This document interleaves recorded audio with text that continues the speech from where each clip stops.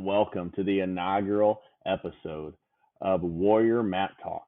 I am your host, Riley McClurg. Today we've got a great lineup of three guests here for our maiden voyage. Today we'll be joined by Warrior RTC head coach Wade McClurg, Indiana Tech men's head coach Thomas Pompei, Indiana Tech's women's head coach Paul Rademacher. But before we get to that, let's hear from our title sponsor, Freegee Auctions and Marketing in Clayton, Indiana.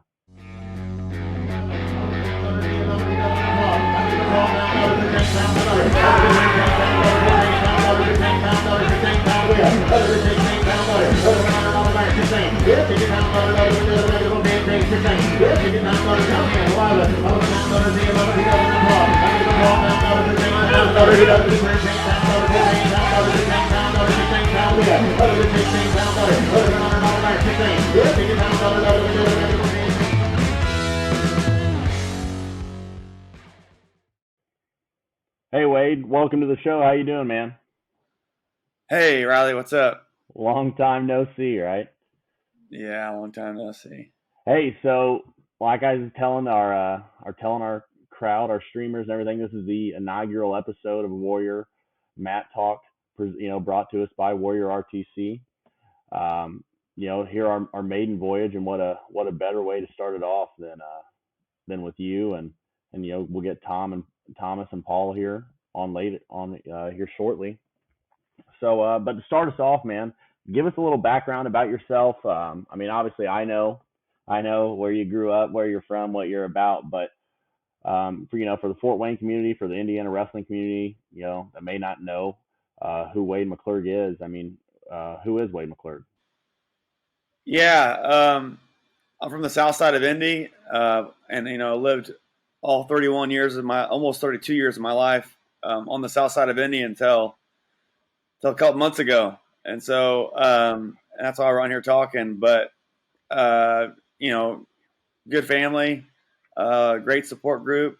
Just from a youth wrestler all the way up, had good coaches, been surrounded by good people.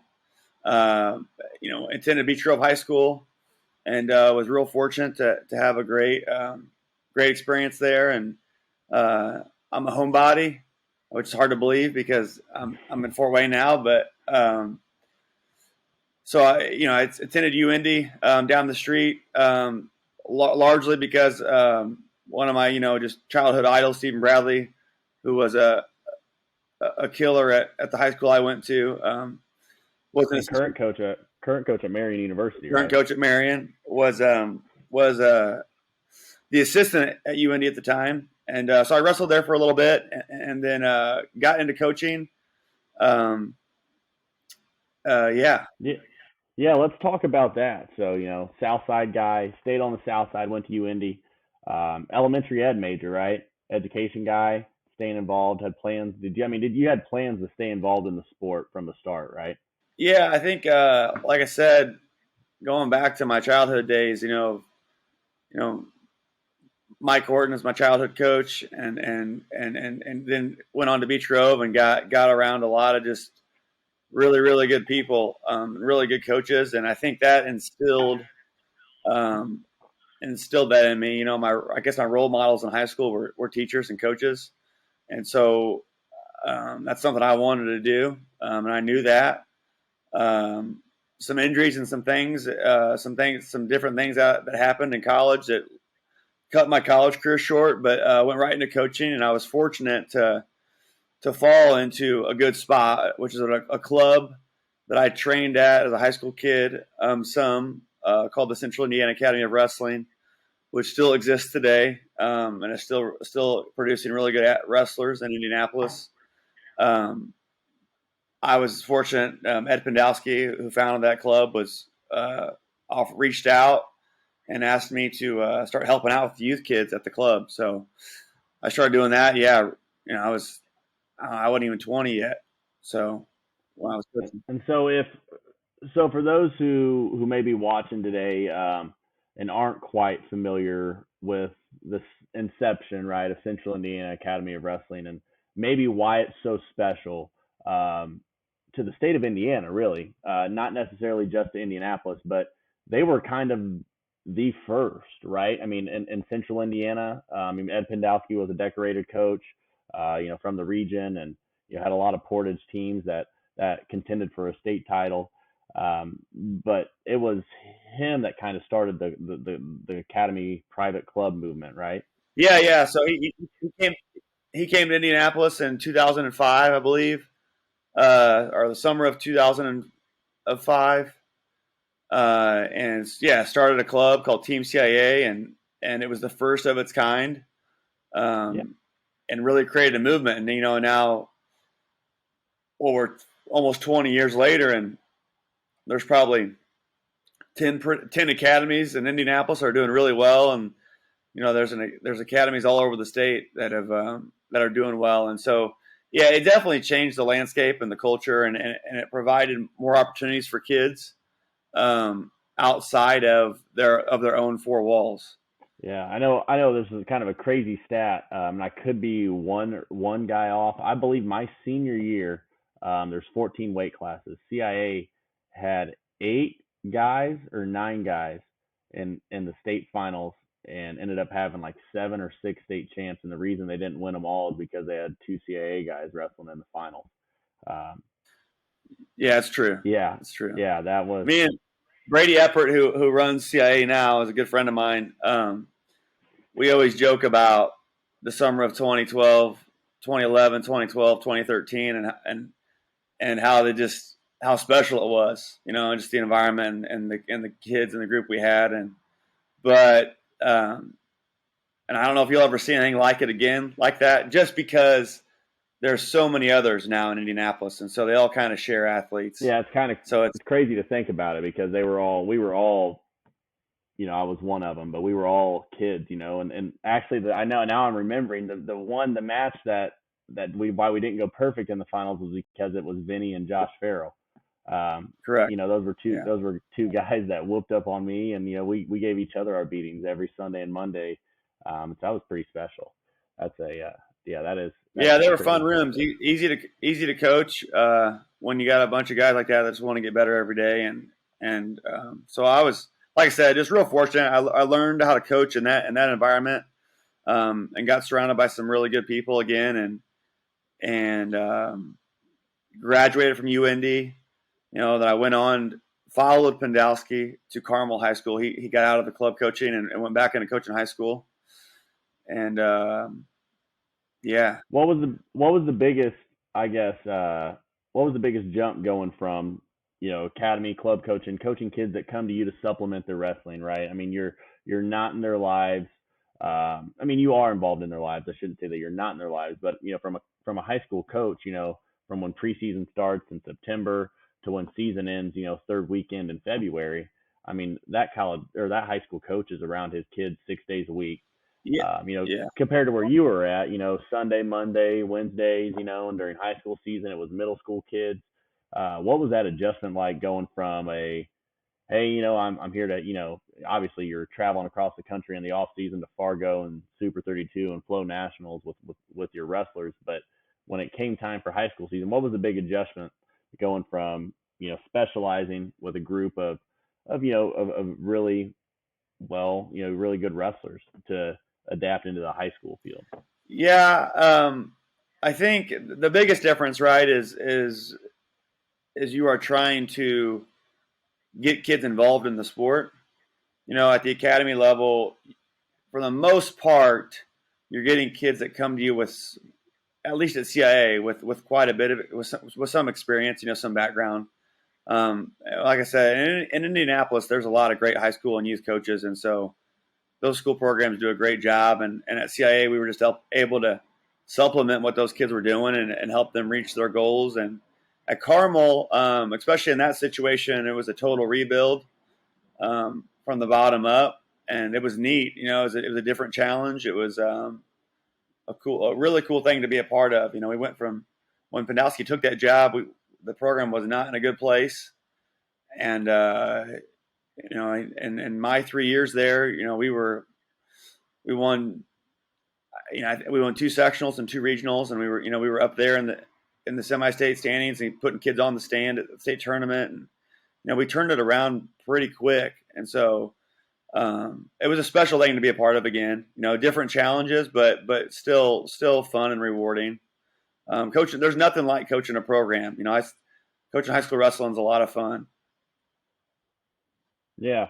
So that leads us into the next step of your, the most recently closed page of your career is at Roncalli High School.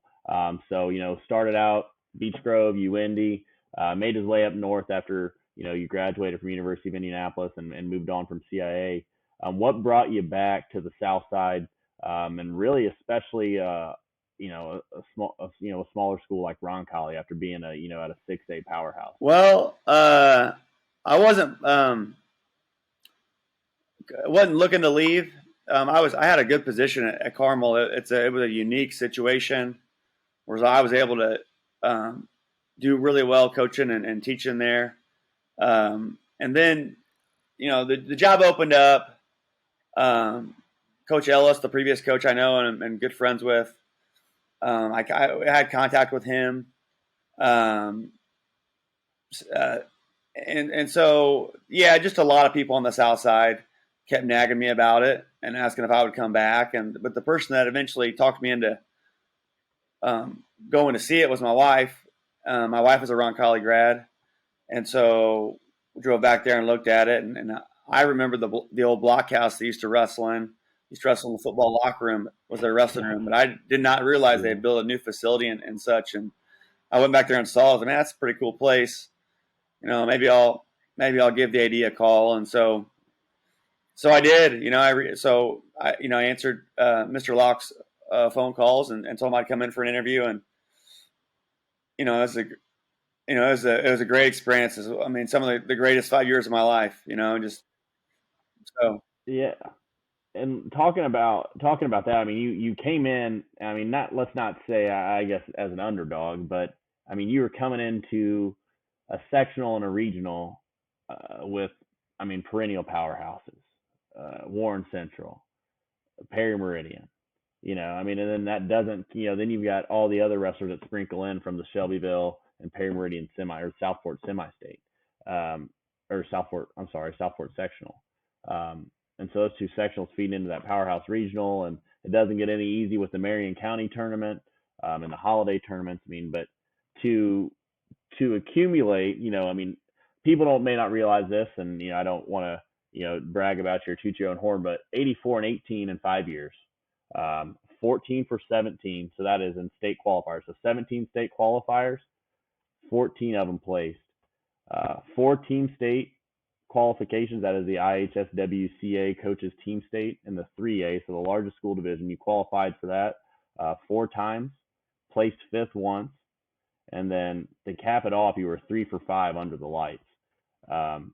Which, for anyone who comes in as a rookie coach in year one, to accumulate that in 5 years at a school that placed, when you picked them up, they were coming off of a 6th place finish in the Warren Central sectional. What? Yeah, I think it might have been like 4th or 5th, but yeah, they were struggling. What? Yeah. What did you see, and how did you feel that fire that I guess caused so much success? Well, I think at Roncalli, you have a school environment that is just phenomenal and amazing, and an awesome culture there, a winning culture, a culture deep rooted in faith, and just a super super special place. And you had kids there that, we had 0 kids returning on that team. That nobody even wrestled in the semi-state on that team the year before. So we had a lot of kids that didn't know any better, but we had athletes, we had tough kids, we had hard workers. We had a kid named Alec Vaduya and a kid named Tice Friege, who I coached since they were real little, back in those CIA days, and still worked out with them even when I was coaching at Carmel and stuff. So, and those guys were incoming freshmen, which when you have 2 dudes like that are really talented and do the right things, that helps spark plug it for sure and bring some fire to the program. But I think, again, it's a tribute to the kids, and the environment that Roncalli creates of holding kids accountable and holding them to a high standard. And that's what we did, really. And we just came in and we just said, this is the standard. This is what we expect to do. And we expect to compete for state championships. We expect to do it right away, and we're going to work like it. And we were fortunate that we had kids that were silly enough maybe to believe in it. And Yeah. And the other thing is I surrounded myself with really good people. The first guy I called was Scott Dawson to come help coach, and I got him out of retirement and got him back in the room, and he just now got the New Pal job, which is great for coach, and he's one of the best. He's one of the best I've been around as a kid and growing up. I knew that was a guy that we needed. He's a great motivator, and I think he helped a lot.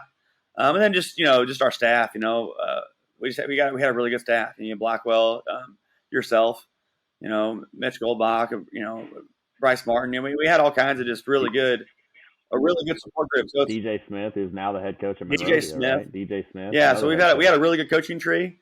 So again, I was just surrounded by good people, good kids that wanted to work hard, kids that wanted to win, and we were able to do that a lot of it.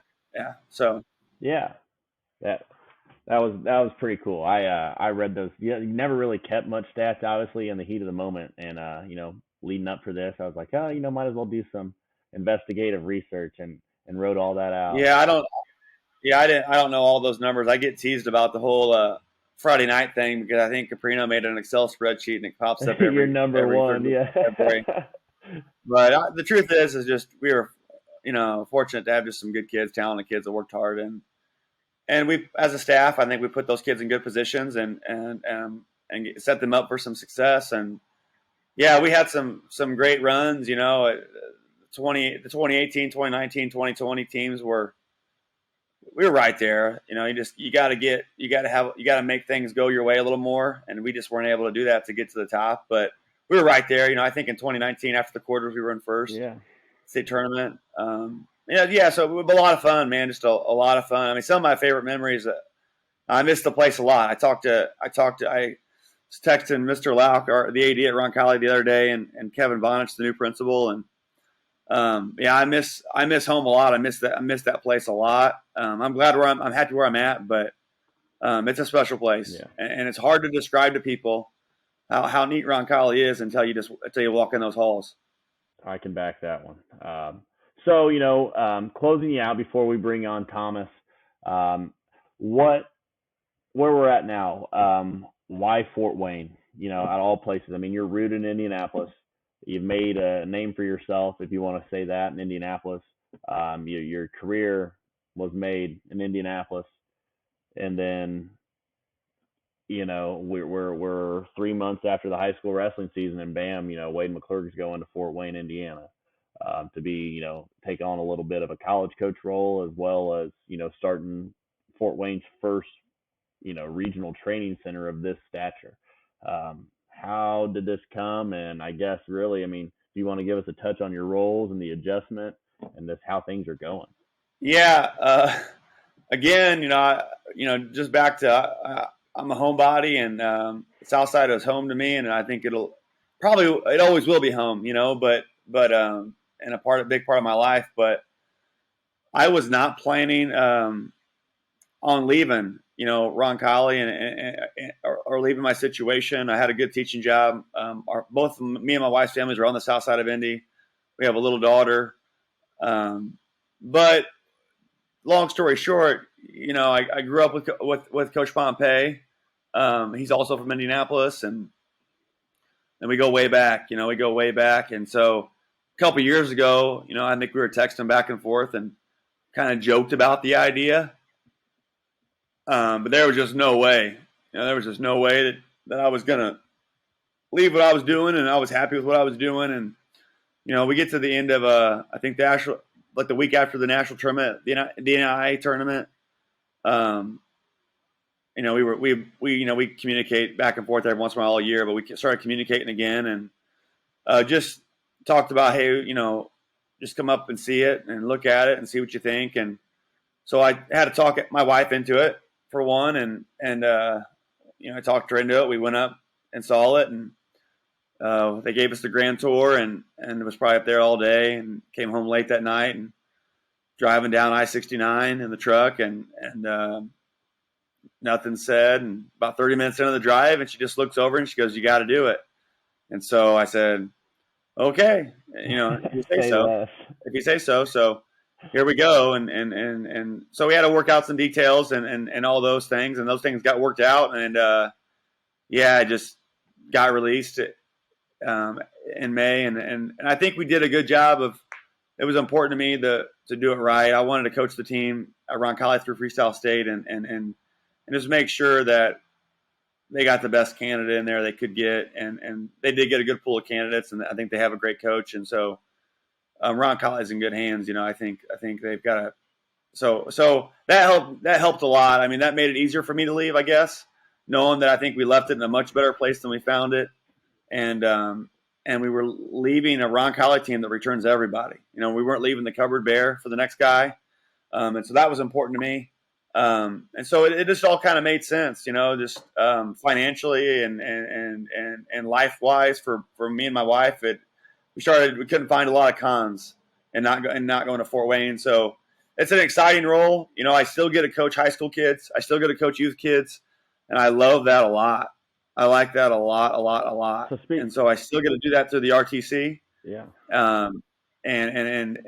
And then obviously I get to learn how to, the recruiting and coaching college wrestling and that whole landscape. And so that's been fun and a different challenge. But that's what really pulled me to the job was, I get to coach college, which is awesome, awesome, awesome. But I still get to have an impact and grow the sport and at the youth level and help high school kids still chase down that title in the third weekend of February. And I feel like in Fort Wayne, there's a need for this. There's a huge need for it. And I could have stayed in Indy and kept spinning my wheels and kept having some good wrestlers and get some good teams there. But I just, I asked myself, what am I really doing? What am I really doing for the sport? Could I have a bigger impact somewhere else? And Indiana Tech just, I think, checked all the boxes. And I think we can do a lot of great things to grow the sport here in Fort Wayne, and we're working on it. We're full steam ahead. Again, what made this easier was just surrounded by great people. You got to surround yourself with great people, and Coach Pompei is awesome, and Coach Paul Rademacher is awesome, and Coach Graylin Early, and the whole crew at Indiana Tech is just awesome, and they all want this. They all want Fort Wayne wrestling to be better, and there's no secret. I don't think there's any secret. If you follow the U.S. team, especially this Olympic cycle, that the connections of RTCs and college programs and how they benefit each other. But I think what isn't, we don't have enough stats yet, but we will, of what these RTCs are doing for the grassroots level, in America. And so that's what we're trying to do, right? Indiana Tech is trying to win national titles, and there's no secret about it. And we're going to keep trying to do that. And this RTC is going to help us do that. But also it's going to help give kids opportunities at a younger age in this area to fall in love with wrestling. And there's no better sport in the world for self-improvement than wrestling. There's nothing better, and to get kids involved in this sport. So I'm really blessed and really fortunate that it's all kind of, the stars aligned and I'm here. What would you say? I mean, before we have Thomas and Coach Paul join us here, what's the end goal for the RTC? I mean, is obviously you can talk about how excited, you can tell how excited you are to get started with the high school kids, the high school age kids, and I mean the end goal in terms of Indiana wrestling, right? How is the RTC going to positively impact the current state of Indiana wrestling? Yeah, I think there's no secret. Statistics show that the northeast pocket of the state is not producing at the same level at the high school state finals as the other ones are. And there are some reasons for that, and I believe the number one reason is there are athletes up here, there's talent up here, there are good coaches in this area. It's just the fact that they don't have the same opportunities and resources that those other places do have, those other pockets of the state do have. And so what we can do at the RTC, put kids in a college wrestling room, surround them by senior level athletes, college wrestlers, men and women. Just you put them in an environment full of people that love wrestling. and that's contagious. That's contagious. It's been super neat as you've been in the room these last couple of weeks as we started the RTC. Man, just it's just so neat to see what's going on, and it reminds me of CIA in 2012, and just the kind of it's just that kind of culture and that kind of environment that it's just there. We have an awesome product. We have got great coaches, but we have the people in place. We have an awesome college men's team that's going to be ranked super high in the country here pretty soon. We have a full college women's team, and women's wrestling is on the rise. And Indiana Tech is ahead of the curve there, and so is the Warrior RTC. And then we have people that have contacted us already that have interest in training with us at the senior level. And so, at the end goal is to help raise all levels of amateur wrestling. That's the goal, period. And so, to get better, period. Right? And I don't know what's that ceiling look like. I don't know, but I can tell you, we want more placers. We want more high school state champions coming out of Fort Wayne. We want that, and it'll come. But really, what we want to put dudes on the stand in Fargo. We want to grow, but we really want to grow the sport. We want more kids to be wrestling in this area, and that's what we're going to try to do at the RTC. And it will trickle up and trickle down. Our college team. It'll help our college team have more success. It'll help this area get stronger, and then it's going to trickle down to the youth levels. So, yeah, I can keep talking in circles, but that. The bottom line is get better, period. And that's what this area has plans to do. And the RTC, the Warrior RTC can be a big part of it. Every part of the state has academies. Every part of the state has great high school coaches and youth coaches. But no part of the state, we are the only corner of the state that has a college RTC that can mingle with youth in high school like we can because of the NIA rules. Purdue and IU have an RTC, but they have more restrictions and rules on what they can do with it. There's certain specifications, right, and qualifications in order to be able to set foot in that room. You have to be good already, pretty much, to get in there, right? Yeah, and you got to live within a certain radius and things, all those kinds of things. We have a program for beginners and youth and high school and of all ability levels and all ages and all genders. And we have a men's and women's college team that can mix it up with these kids in the off season and mentor them. We have a college coaching staff that can mentor them and help guide them in the right direction. It's just an awesome product, and it's super neat to just kind of see it come to fruition. Yeah, I mean, before we head on and add Thomas and Paul, I mean, I just was thinking, I mean, imagine being a 15, 16, 17, 18-year-old kid in high school, and coming in and training in that room, and you're wrestling, and a couple partners over from Gibson who's fresh off a national title, or Vermilion who's fresh off a national title. I mean, that's pretty crazy to think about, right? But hey, awesome, Wade. Thanks for 25 minutes, about 28 minutes actually. Hang on for us, as we're going to have Thomas and Paul join on. Coach Pompei, head coach of Indiana Tech men's wrestling team, coming off of a fourth place finish in the 2021 NAIA National Tournament. Pleasure for you to join us, and really excited to have you on the first episode of Warrior Mat Talk. All right, appreciate it. Appreciate you doing this. Happy to be here. Yeah, man. Well, we listened to Wade talk about 25 minutes about, That's all. You're right. I'm used to hearing it all the time, so but we got a lot, heard a lot about Wade, and kind of want to do the same about you. I mean, I know a lot of people know who Thomas Pompei is, right? You've got a great footprint in Indiana and in the Midwest alone. But Thomas Pompei, I believe Hamilton Southeastern graduate of 07, am I right? Or 06? 06. 06, yeah. And then went on and wrestled at Trine University, am I correct? Correct. Yeah, man, that's and then so take me after that. So you get done with college wrestling. What were the next steps after that? So I spent a year coaching at Prairie Heights, down the road as I student taught. I was actually student teaching at the building, and coaching there. I was fortunate enough to walk into a pretty good program and coach some good guys. Travis Barquillo, our assistant coach, being one of them. really had a chance to kind of build that bond with him there. So that was pretty special. After that, I had no idea what I was going to do. Moved down to Fishers, tried finding jobs, didn't really have much luck. Graduate assistant position became open at Indiana Tech. They were starting a program for the first year. And I said, why not? So I packed everything up again, moved to Fort Wayne, and started getting my master's degree. And that's kind of how it all got started. And the rest is history, right? Something like that.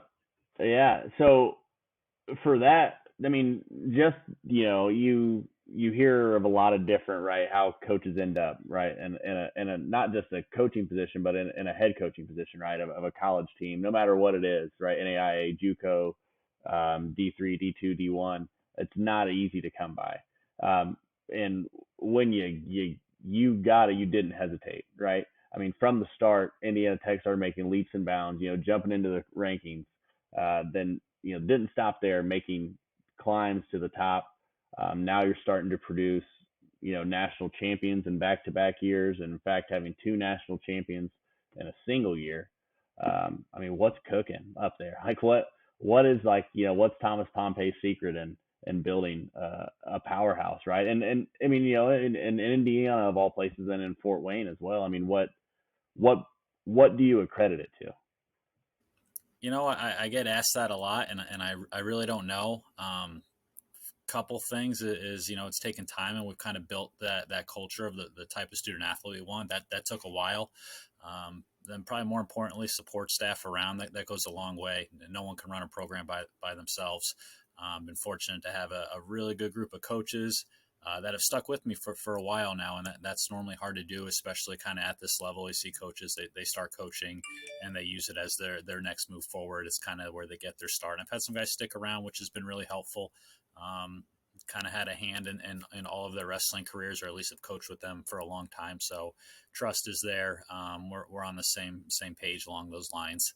I don't know. I wish I had a better answer. A lot of it's getting lucky and finding the right people, No. and finding the people that trust you and buy in with what you're doing.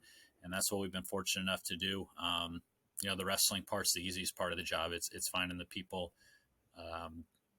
that you need there with you. You can't always do it with the most talented wrestlers if they're not bought into what you're trying to put out there. Yeah.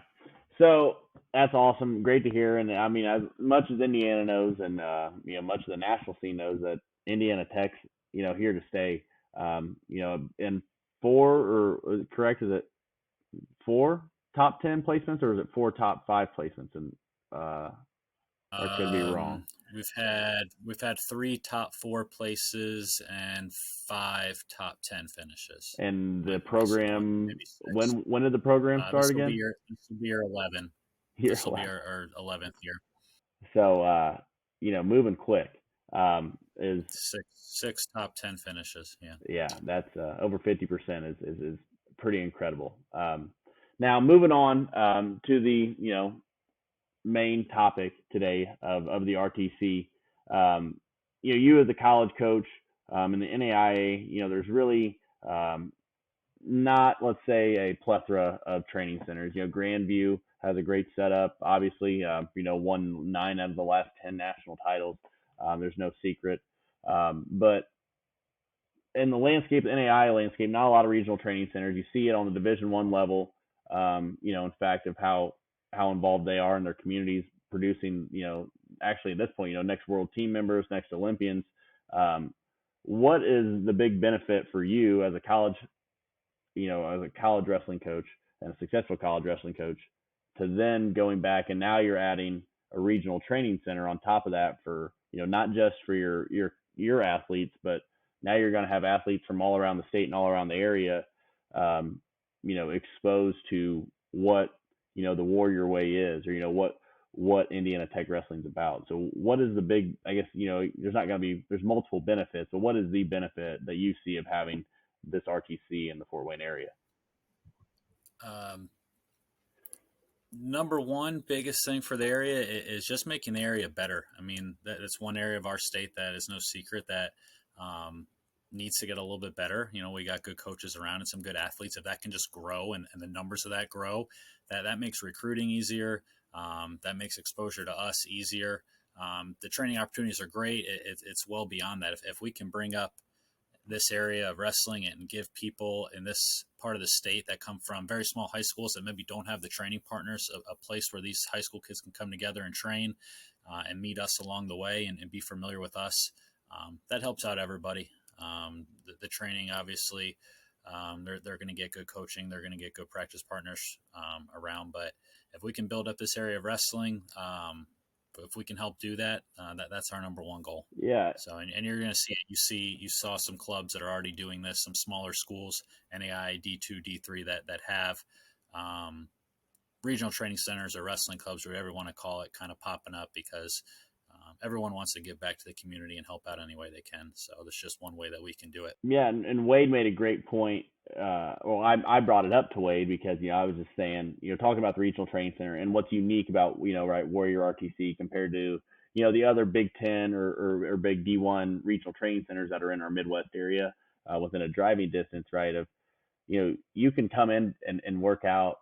We don't have a long list of qualifications. You don't have a long list of guidelines you have to meet. You don't have to live within a certain radius. I mean, you can be exposed and walk in and you can be drilling, and then two guys over, Vermillion can be beating someone up, or Gibson can be beating someone up, and these are two guys that are fresh off of a national title. And Wade made a great point, right? I mean, it's going to trickle up for you as a college coach, right? I mean, kids are going to get exposed to what Indiana Tech is. They're going to step foot on campus at an early age, and be a big fan. It's going to grow your fan base, and who knows, right? Maybe get a recruit or something out of it. But the big deal of it is the trickle down of what happens to the schools, right, in the Fort Wayne area. They come and train with you for a summer or for a session going back to the high school season, or they go back to their club room on the days they're not at Indiana Tech.